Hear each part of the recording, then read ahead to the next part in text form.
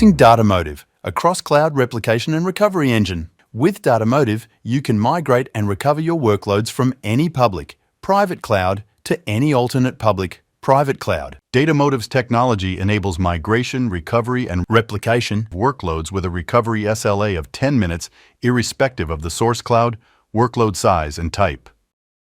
In this video, we showcase Datamotive's intuitive user interface and features, demonstrating the recovery of a database and application instance from Azure public cloud to a VMware private cloud environment. We have logged in as a Datamotive administrator and are seeing the Datamotive dashboard.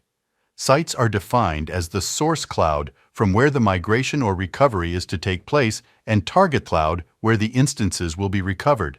Protection plans enable the capability to group virtualized instances equivalent to move groups when you are looking to migrate, and business services workloads with similar SLA requirements when setting up the disaster recovery plans.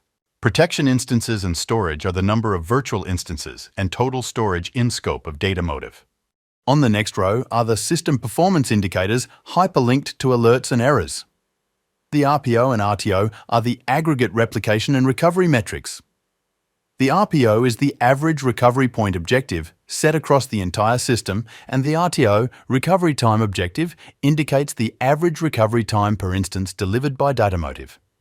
There is additional information like the number of completed replications, 261 with 0 failures. The dashboard provides information about the amount of change data processed by Datamotive along with the data reduction percentage. The data reduction percentage indicates the compression of data achieved by Datamotive prior to replicating the data and equivalence to the reduction of egress cost.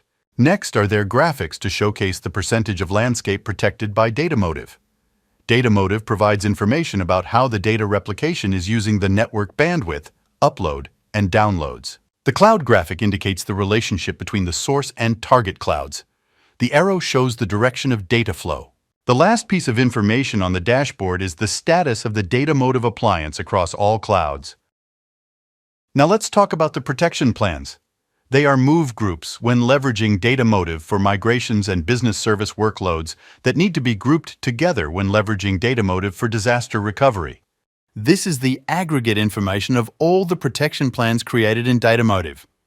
Starting with the name, the source site that is protection site, and target site that is recovery site, the RPO set for the plan, the status of the replications and recoveries for the plan.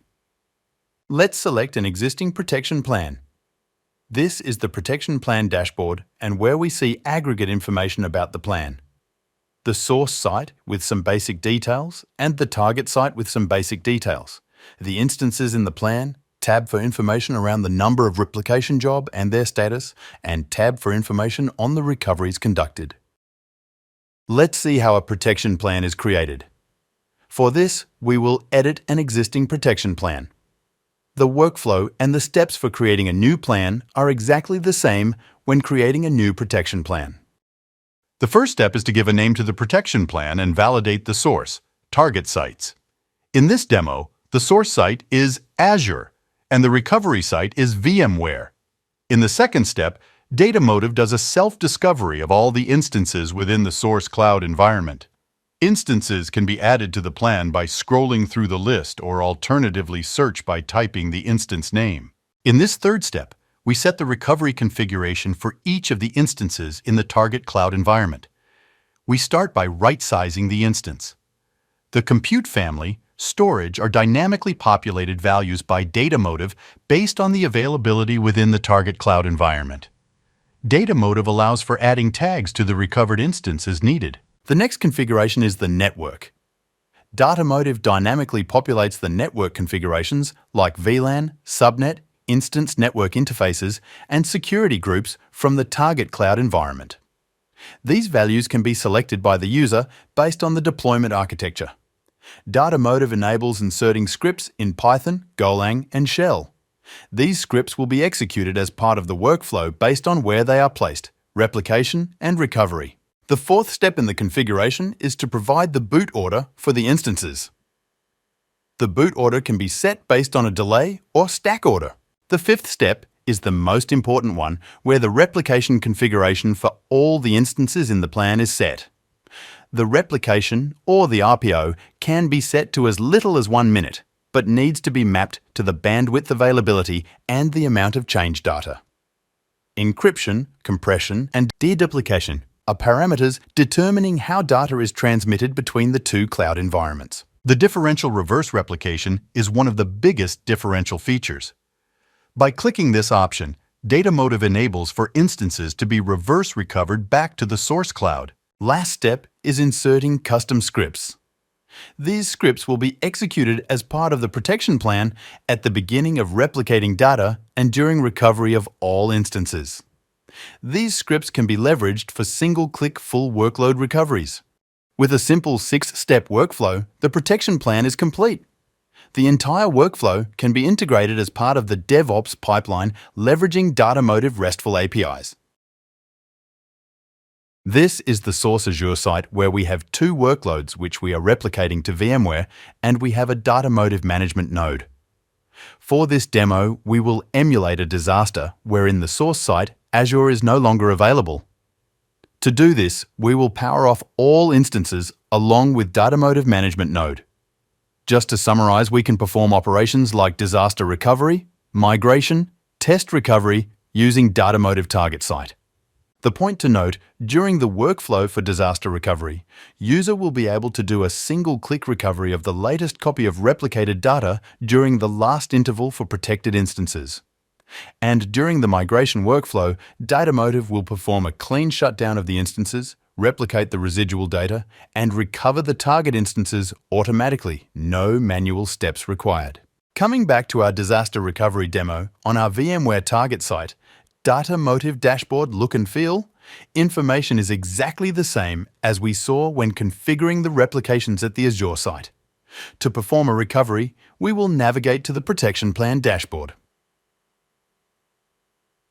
Here from the Action button, we will initiate the option Recovery, and this will start the 3-step recovery workflow. Step 1 displays all the virtual instances as part of the plan. Step 2 is the recovery configuration with the option to install the system agents. Step 3, the last step, is a review before starting the recovery. The recovery can be monitored from the Recovery Jobs tab. As you see, the first recovery has already started. Clicking on the virtual machines icon, you can monitor the progress of the recovery jobs. The first Azure instance is now recovered within 4 minutes and 4 seconds as a VMware instance. The second instance, which is hosting the application, was recovered within 3 minutes and 2 seconds. In total, we have recovered both instances within 8 minutes. If needed, we can also recover multiple instances in parallel, demonstrating true full workload portability across clouds, eliminating the hypervisor dependencies. This concludes the demo for the Datamotive product. The demo showed how we bring cross-cloud full workload portability to our customers, with replication and recovery from any public or private cloud to any public or private cloud with a flatline recovery SLA of 10 minutes, which is 30% faster and lowers TCO by 60% with 100% data consistency. You can find out more information at www.datamotive.io or email us at info@datamotive.io. Thank you for watching.